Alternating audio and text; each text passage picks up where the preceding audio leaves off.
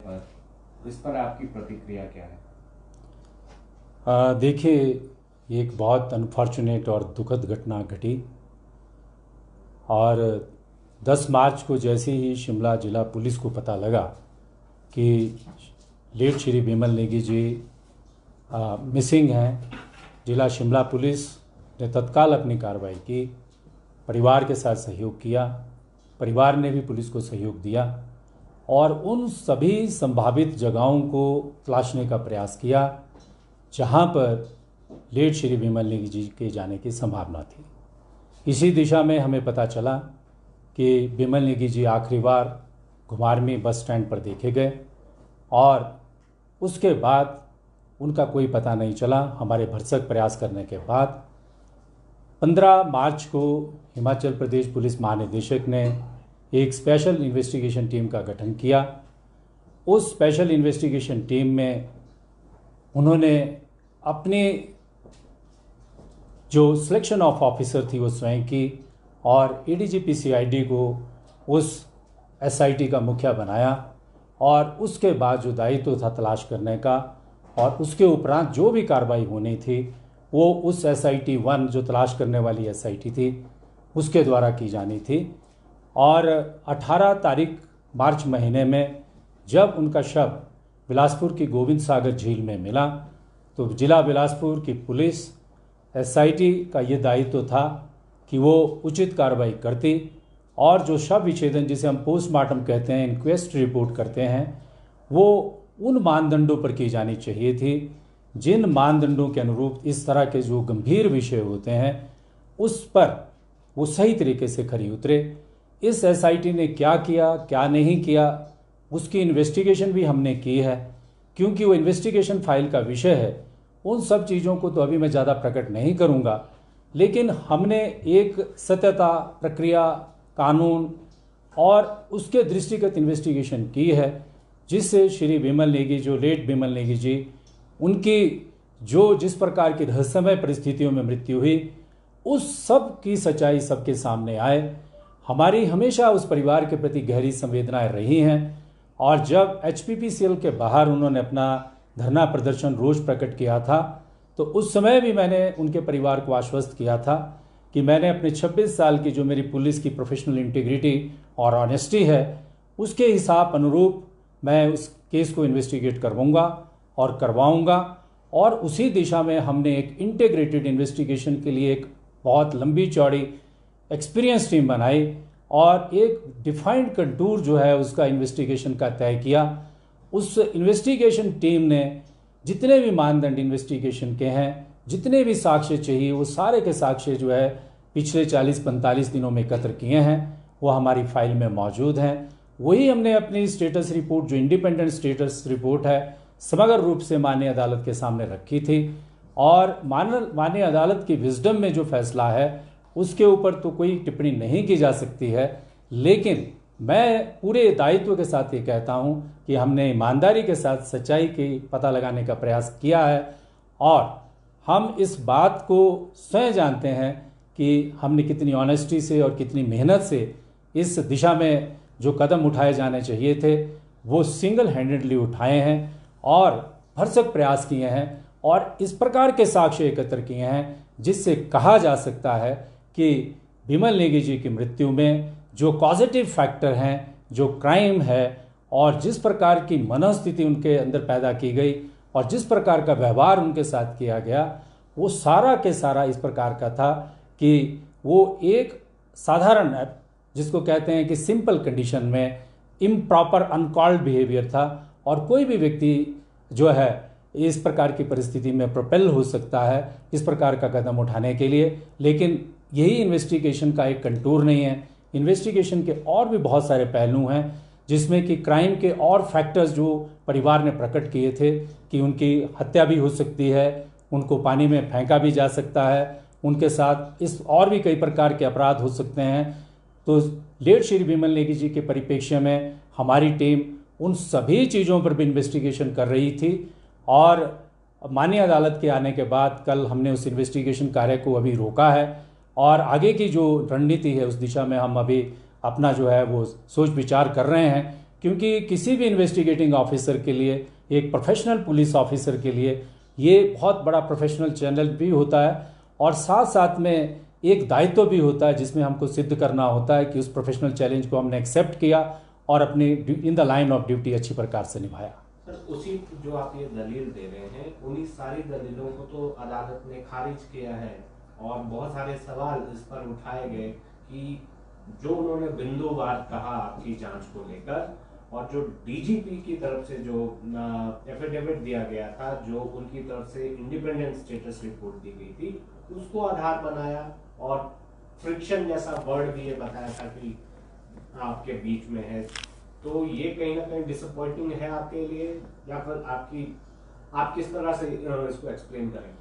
देखिए, जो honourable court का ऑर्डर है, उस कोर्ट में जो लीगल एस्पेक्ट्स हैं, एनालिसिस हैं, उसके संदर्भ में अभी जो हम आगे करने जा रहे हैं, क्योंकि हमारी इन्वेस्टिगेशन इंटीग्रेटेड ऑनेस्ट इन्वेस्टिगेशन है।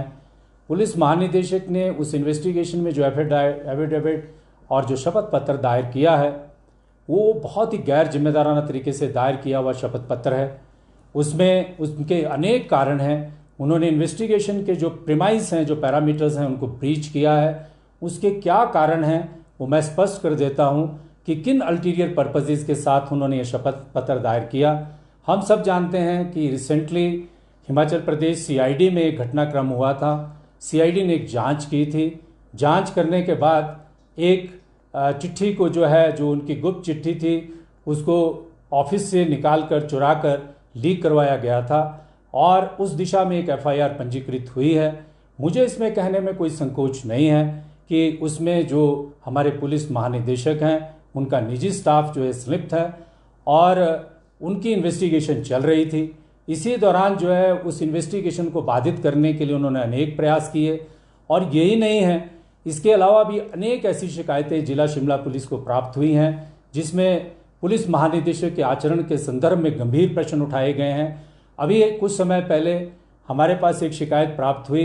जिसमें एक विनय अग्रवाल नामक व्यक्ति के संदर्भ में यह प्रकट किया गया है कि पुलिस महानिदेशक ने एक रिपोर्ट तैयार की और वो रिपोर्ट जो है पुलिस महानिदेशक में जब वो सीआईडी में महानिदेशक के पद पर थे और जूनियर ऑफिसर्स के ऊपर दबाव डालकर जो है वो रपट बनाई, वो रिपोर्ट बनाई, कोर्ट्स को मिसलीड किया। उस बात की जांच भी शिमला पुलिस कर रही है। वो हमारे थाना में जो है वो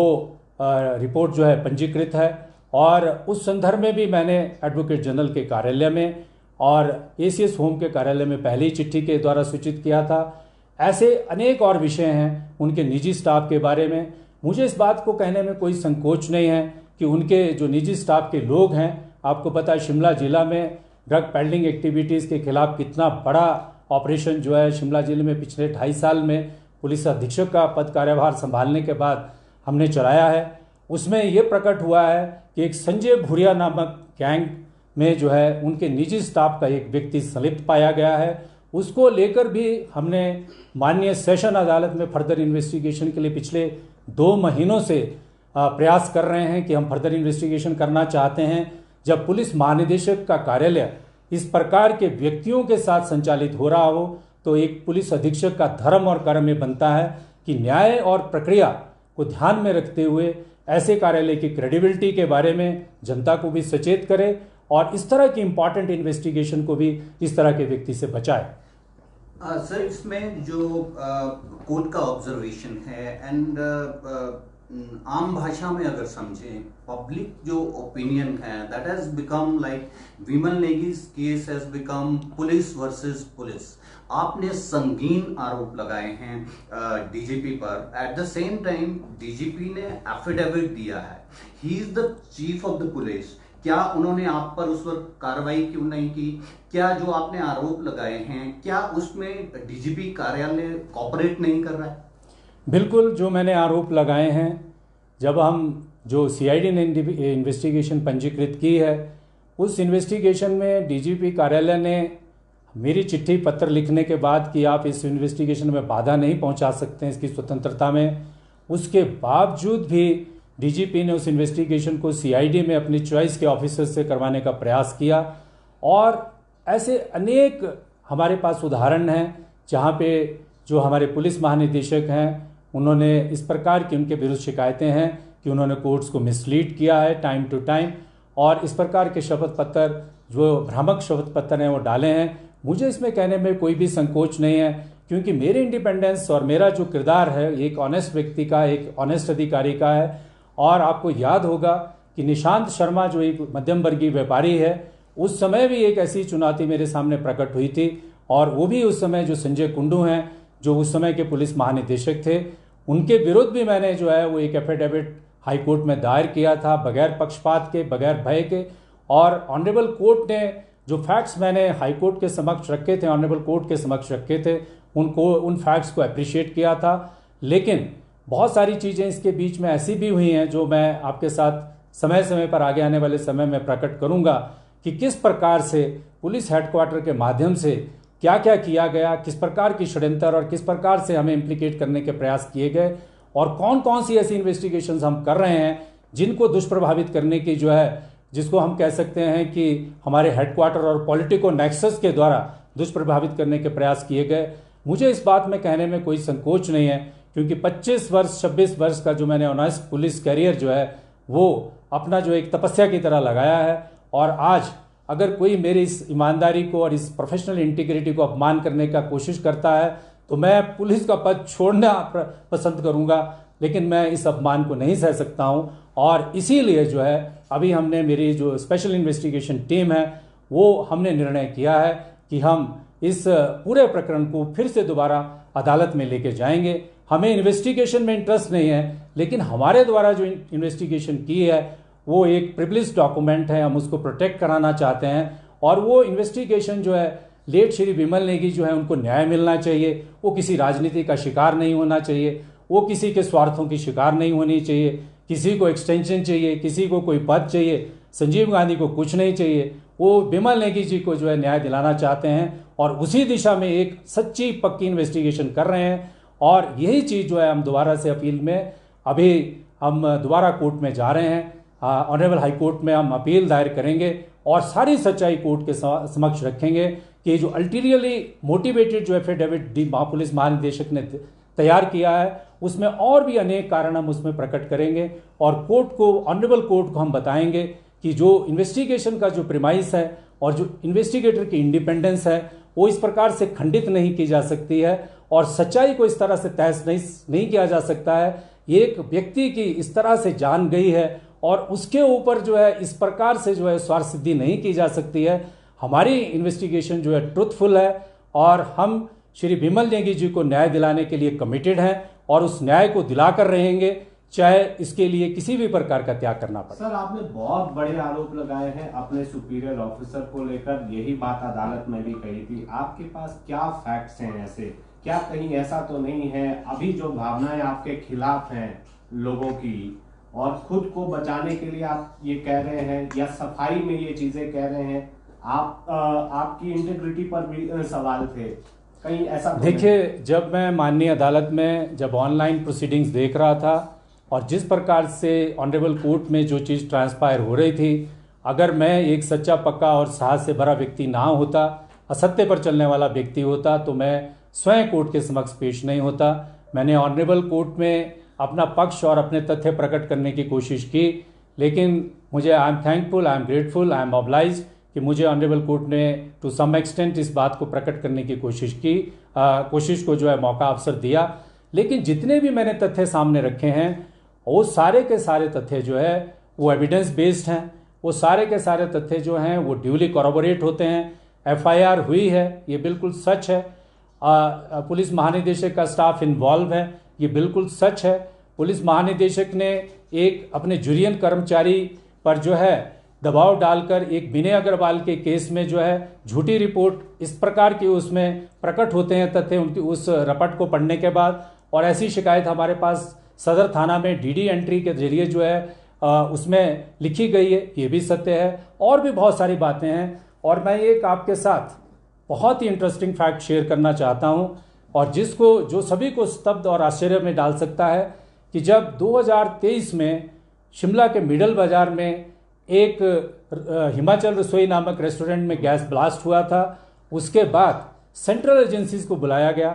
एनएसजी को बुलाया गया और एनएसजी पुलिस मुख्यालय में ठहरती है। और उस समय के डीजीपी जो है एनएसजी को क्यों बुलाते हैं पहले तो हमें समझ में नहीं आया, लेकिन कुछ समय के बाद एनएसजी की एक रिपोर्ट आती है कि ये रसोई धमाका जो है ये एक टेररिस्ट इंसिडेंट है, इसमें तो आरडीएक्स मिला है। और इसी दौरान जो है मुझे पता चलता है कि पुलिस महानिदेशक मेरे बारे में एक चिट्ठी लिखते हैं चीफ सेक्रेटरी हिमाचल प्रदेश सरकार को कि ये जो टेररिस्ट एक्ट हुआ है इसमें जो है शिमला जिला के पुलिस के एसपी और पुलिस की जो है वो नेग्लिजेंस है, उन्होंने एविडेंस को डिस्ट्रॉय किया है। और वो शपथ पत्र दायर करते हैं अपने बचाव में honourable supreme court of India में, और ये सारे तथ्य जो हैं वो अपने डिफेंस में यूज़ करते हैं। लेकिन आज उस इन्वेस्टिगेशन की रिपोर्ट सामने आ गई है और कितना ज़्यादा आश्चर्य होता है कि एनएसजी जैसी सेंट्रल एजेंसीज को हमारे पुलिस के बड़े बड़े ऑफिसर किस काम के लिए यूज़ कर रहे हैं। और ये पाया गया कि उसमें कोई आरडीएक्स नहीं था, उसमें कोई विस्फोटक नहीं था,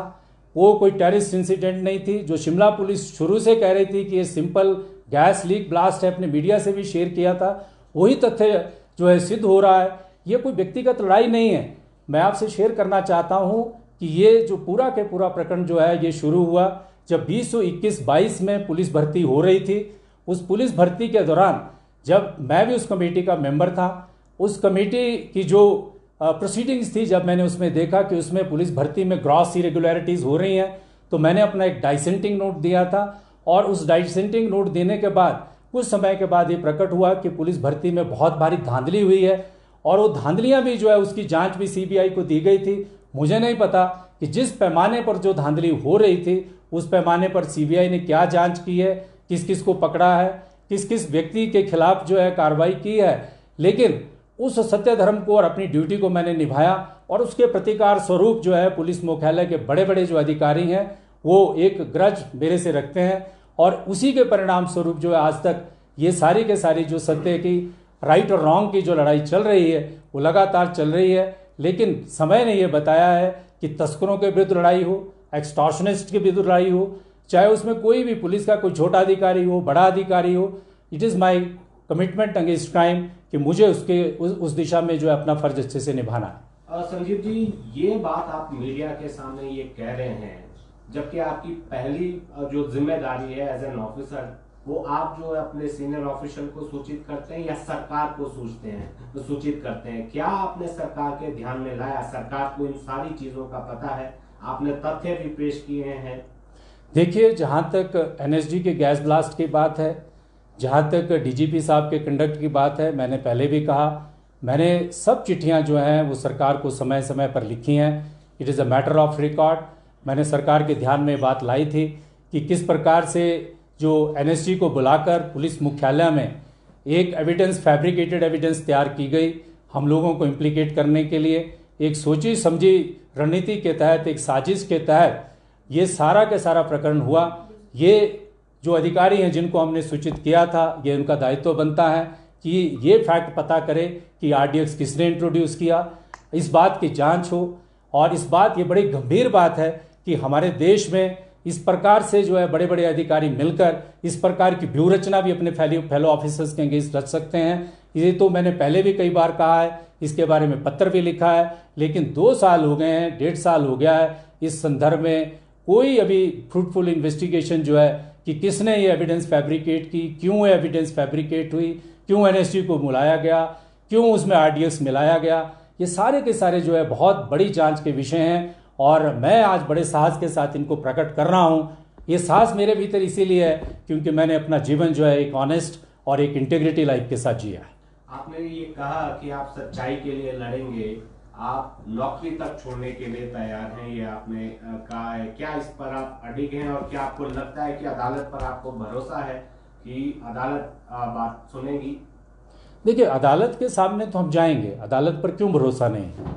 सत्य और न्याय की जब भी परीक्षा हमारी सोसाइटी में हुई है तो उसमें अंतिम निर्णय अदालतों के माध्यम से ही सभी को मिला है। एज ए इन्वेस्टिगेटर और एज ए इन्वेस्टिगेशन टीम हम अदालत के समक्ष बिल्कुल जाएंगे। जैसे मैंने कहा कि हमारी इन्वेस्टिगेशन टीम ने हमने फैसला किया है और सीबीआई को भी इस बारे में हम सूचना दे रहे हैं कि हम एलपीए के माध्यम से ऑनरेबल कोर्ट के सामने जा रहे हैं। साथ साथ में हम बहुत सारी ऐसी चीज़ें भी प्रकट कर रहे हैं जिसमें हम अपना पक्ष रखेंगे। और ये जो स्पेशल इन्वेस्टिगेशन टीम है हमारी, ये स्पेशल इन्वेस्टिगेशन टीम ऐसे और कई मामलों में इन्वेस्टिगेट कर रही है, जिसमें कि इन्वेस्टिगेटिंग टीम को जो है प्रोटेक्शन की आवश्यकता है,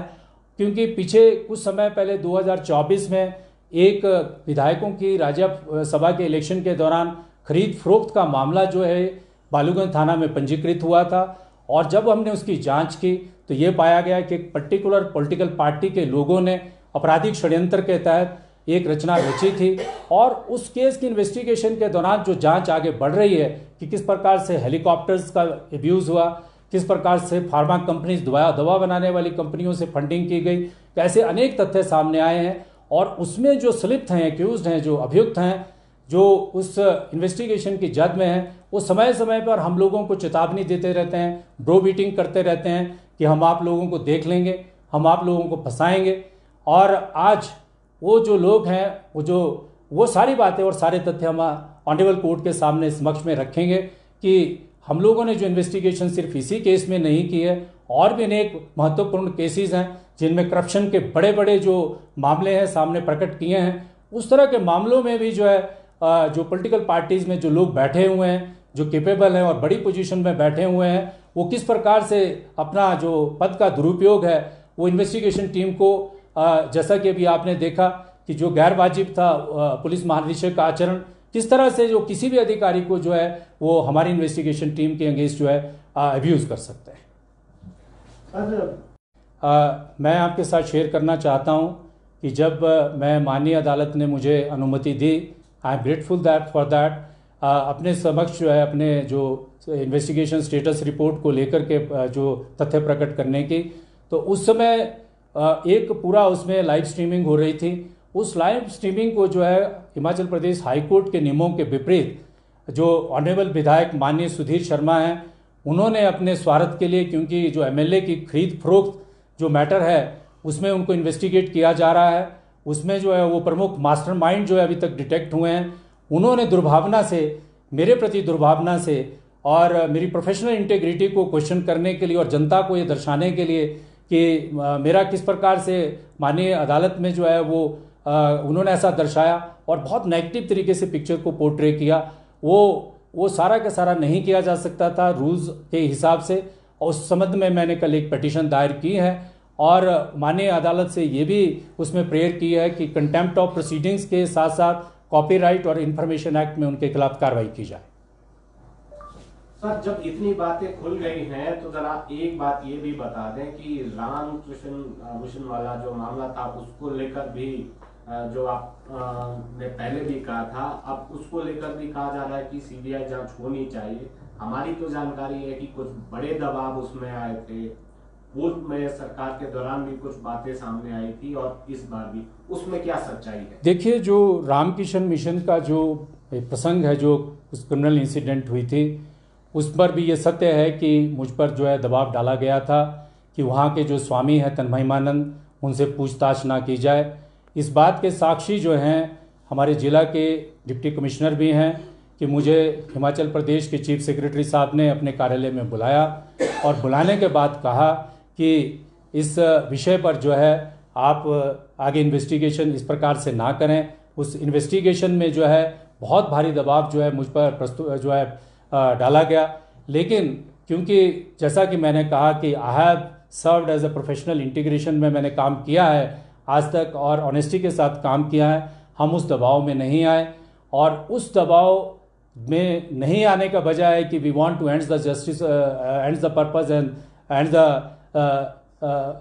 service of the justice toward the service of the justice. मुझे ये कहा गया कि कोई कॉन्स्टिट्यूशनल ऑफिस के ऊपर जो व्यक्ति बैठे हैं, समय आने पर मैं ये भी प्रकट करूंगा कि किस प्रकार का दबाव था। और उसके बावजूद भी जो है मैंने सत्य और निष्ठा के साथ ऑनरेबल हाई कोर्ट में जो है अपना एफिडेविट दायर किया था और उस समय भी मुझे कहा गया था कि भाई आपने जो है इस केस के में जो है आपको इसमें पर्सनली टारगेट किया जा सकता है, लेकिन जहां सच्चाई की और न्याय की और इन्वेस्टिगेशन की बात है उसमें किसी भी कीमत पर कंप्रोमाइज़ नहीं किया जा सकता है। और उस समय के जो डिप्टी कमिश्नर हैं उन्होंने जो अपना रोल निभाया था, मैंने उस पर भी जो है सस्पिशन और क्वेश्चन जो है रेज किए हैं कि जो उन्होंने अपना ऑर्डर किया था वो ऑर्डर कहाँ टाइप हुआ, किसने उनको टाइप करके दिया था और क्यों उन्होंने सिलेक्टिव तरीके से एक ऑर्डर पास किया, इस सारे के सारे विषय के ऊपर भी मैंने जो है अपना जो है ये विवेकपूर्ण जो स्टेटस रिपोर्ट है ऑनरेबल हाई कोर्ट में प्रस्तुत किया है।